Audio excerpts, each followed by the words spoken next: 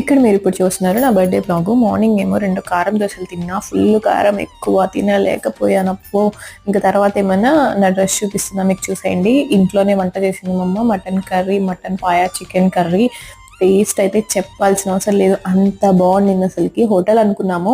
ఇంక ఇప్పుడు చూస్తున్నాం కదా హైదరాబాద్ లో అన్ని బిర్యానీస్ ఇవి ఇవి చూసిన తర్వాత మాకు భయం వేసేసి వద్దులేమో ఇంట్లో చేసుకున్నాం, కొంచెం కష్టమైన అని చెప్పానని ఇంట్లో చేపించుకున్నాం అనమాట.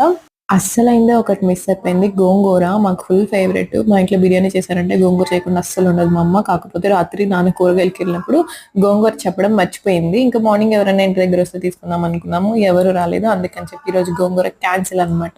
ఇంకా లాస్ట్ లో కొంచెం పెరుగు చట్నీ. టేస్ట్ అయితే చెప్పాల్సిన అవసరం అంత బాగుండింది.